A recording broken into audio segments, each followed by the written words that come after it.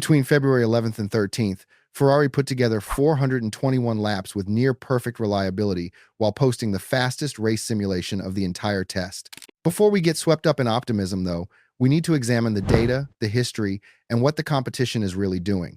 The headline lap times are what everyone sees first. When the three-day test wrapped up, Mercedes sat at the top with Kimi Antonelli posting a 1 minute 33.669, and George Russell followed at 1 minute 33.918. Ferrari came next with Lewis Hamilton third at 1 minute 34.209, just over half a second off the pace, and Charles Leclerc fourth at 1 minute 34.273. Oscar Piastri clocked a 1 minute 34.549 for McLaren. Lando Norris managed 1 minute 34.669, and Max Verstappen in the Red Bull ended up 7th overall at 1 minute 34.798, more than a second behind Mercedes. Before anyone starts writing headlines about Mercedes' dominance or Ferrari being half a second off the pace, context matters here. The 2026 cars run approximately 4 seconds slower than 2025 qualifying pace, but race simulations are only about 1.5 seconds slower than 2025 race pace. That difference tells us something about how these new regulations are playing out. Leclerc himself warned everyone about reading too much into testing times. If last year you only had 2 or 3 things to play with on the car to hide your potential, now maybe it's 10 or 15. Because these new systems, there are so many ways you can really hide your performance than in previous years, he said. That complexity changes everything. The new 50-50 split between electric and combustion power, combined with active aerodynamics and all the energy management systems, gives teams an unprecedented number of variables they can adjust to hide their true pace. Testing times in 2026 essentially mean nothing. This is where things get interesting for Ferrari. Forget the headline times for a moment and focus on what actually matters, which is race pace over long runs. Lewis Hamilton completed 138 laps on Friday, February 13th, which works out to nearly 2.5 Grand Prix distances, or 748 kilometers. According to Sky Sports' Ted Kravitz, Hamilton completed the fastest race simulation of the entire test, not just faster than the other Ferrari, but faster than everyone. Kravitz reported that Ferrari completed a simulated Bahrain Grand Prix quicker than anyone else, period, and added, Lewis Hamilton fans, listen to this. Lewis's race run was quicker than Charles' race run. Hamilton's simulation beat Oscar Piastri's McLaren run completed at the same time and also topped Leclerc's run from Thursday, though Leclerc was running on a less rubbered-in track. Charles Leclerc, meanwhile, completed 219 laps across the test, the most of any driver. Thursday alone saw him run 139 laps with a full race simulation in the afternoon. McLaren's Andrea Stella admitted that Leclerc's race run was particularly competitive, and the race's analysis noted that Piastri's race run on Friday was a considerable step behind Hamilton and Antonelli. This is the data that matters, not a single flying lap on fresh tires with unknown fuel loads and engine modes. Sustained pace over 50-plus laps, managing tires, managing energy deployment, simulating actual race conditions, and in that metric, Ferrari looked very strong. Here's something that often gets overlooked in testing but becomes critical over a season, and that's reliability. 421 laps for Ferrari, the third highest total of all 11 teams, with only McLaren and Williams managing 422 laps. Fred Vasseur said Ferrari had covered approximately 4,500 kilometers across both Barcelona and Bahrain with strong reliability. The only stoppage came in the final 10 minutes of Friday when Hamilton's car ran out of fuel, which wasn't a mechanical issue. Otherwise, perfect reliability across 3 days. Compare that to the competition. Mercedes lost roughly half a day on Thursday due to power unit issues, and Kimi Antonelli completed only 94 laps total, the fewest of any driver. Red Bull lost the entire morning of Thursday due to a gearbox problem, and Aston Martin managed only 206 laps total with multiple Honda power unit problems. 219 laps for Charles Leclerc, 202 laps for Lewis Hamilton. That's data. That's correlation between simulator and track. That's a foundation you can build on. Vasseur emphasized this approach when he said, we did something like 4,500 kilometers so far, and it went pretty well on the reliability side. It's the best way to collect data and to try to understand what are the options and how we can improve the car step by step. Lewis Hamilton's quotes tell an interesting story of progression. Tuesday, February 11th, marked his first proper day in the car, and he was struggling. The car had the lowest grip I've ever had around Bahrain in his 20-year Formula One career. He compared it to being slower than GP2 right now, and added, it's all over the place. By Friday, his tone had completely changed. It's been a positive week overall. We completed a lot of laps and went through the full program, he said, then added, the SF-26 has felt generally good, but this generation of car is quite complex and finding the right operating window, especially with the tires, is key. We've made some good discoveries and also identified areas where we can improve.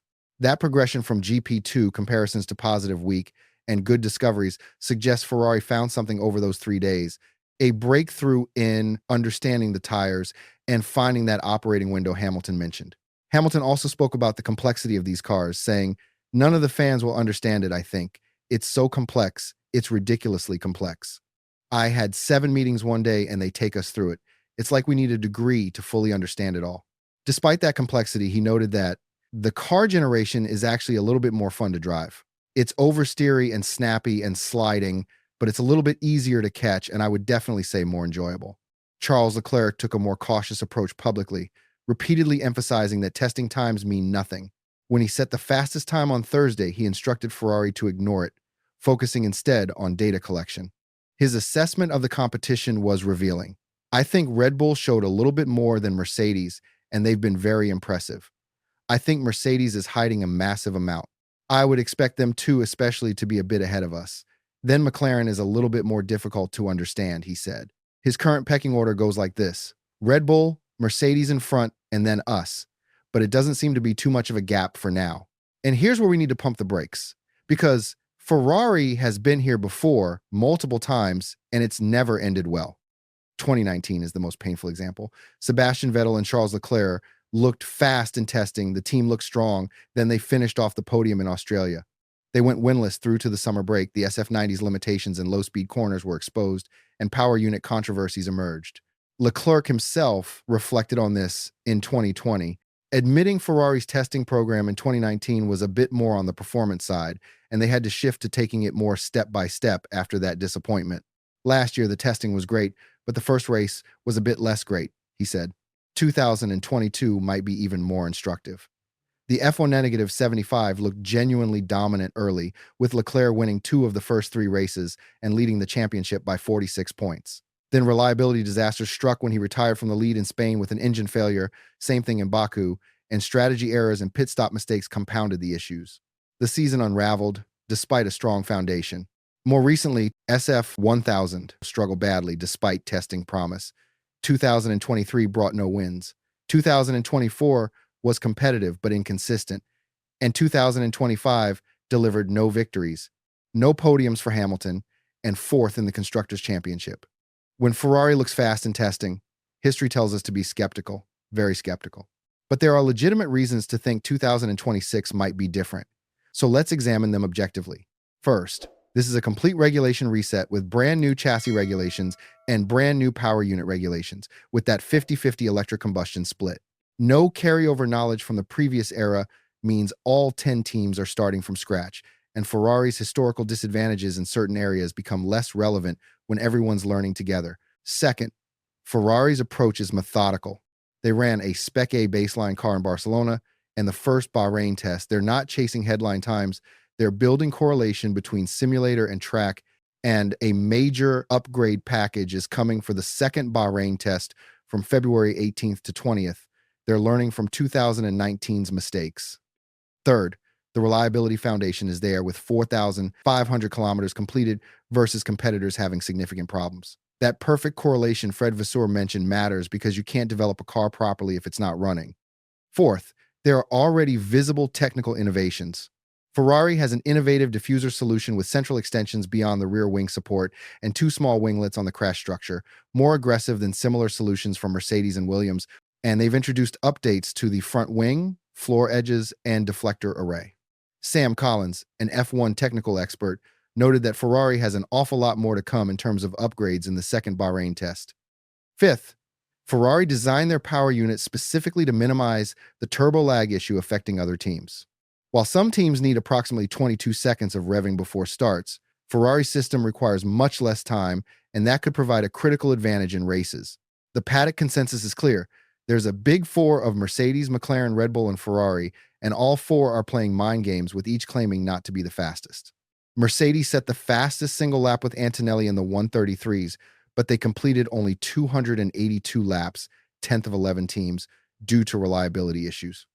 Multiple teams, including Ferrari, believe Mercedes is hiding a massive amount of performance, and there's also controversy around a potential engine compression ratio loophole that Lewis Hamilton mentioned when he said there's whispers of extra power that they have that the rest of us don't. The FIA must resolve this before the March 1st homologation deadline, and it could affect Mercedes, McLaren, Alpine, and Williams. McLaren, the 2025 world champions, completed 422 two laps with strong reliability, but Andrea Stella admitted they're behind Ferrari on long runs. "We're not fast enough compared to Ferrari over long runs," he said. Rob Marshall, their technical director, noted that "I thought there would be a team with a winning package from the start, but that doesn't seem to be the case." Red Bull is fascinating because Max Verstappen was only seventh fastest, over a second off Mercedes, and they completed 343 laps while losing the entire morning of Thursday to gearbox problems.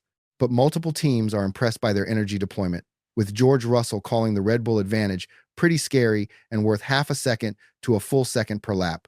Pierre Wache, Red Bull's technical director, was remarkably honest when he said, "We are not the benchmark, for sure. We see clearly the top three teams, Ferrari, Mercedes, and McLaren, are in front of us." He specifically pointed to Ferrari's low-speed traction as very strong, while admitting traction, low speed, medium speed cornering, that was not our strength already last year. They are stronger than us. Verstappen, meanwhile, criticized the 2026 cars as Formula E on steroids, saying, "As a pure driver, I enjoy driving flat out, and at the moment, you cannot drive like that." Ferrari enters the second Bahrain test this week with momentum and a major upgrade package ready. They've established a reliability foundation, found competitive race pace, and identified areas for improvement, and the SF26 has shown genuine promise in the metric that matters most, which is long-run pace. But we've learned to be cautious with Ferrari. 2019 taught us that testing pace means nothing if the car doesn't work at different circuits. 2022 taught us that early promise means nothing if reliability fails or strategy crumbles. And recent years have taught us that being close to the leaders isn't good enough. The true test comes in Melbourne from March 6th to 8th. Qualifying on the 7th will show us the real pecking order, and the race on the 8th will reveal who has genuine pace, who has reliability, and who can execute under pressure. So is Ferrari finally ready? The data from Bahrain is encouraging, with the fastest race simulation, near-perfect reliability, strong long-run pace, technical innovations already visible, with more upgrades coming, and a methodical approach focused on correlation and data rather than headline times. Lewis Hamilton progressing from comparing the car to GP2 to completing the fastest race simulation of the test tells you something changed. But we can't ignore history. We can't forget 2019, 22, and all the false dawns in between. We can't assume testing pace translates to Melbourne, to different circuits, to the pressure of actual competition. What we can say is this: Ferrari has done everything right in testing. They've built the foundation. They've shown genuine pace where it matters. They have a 7-time world champion who feels the winning mentality in every single person more than ever, and they have Charles Leclerc, cautious but optimistic, putting in the most laps of any driver. The second Bahrain test will tell us more. Melbourne will tell us the truth.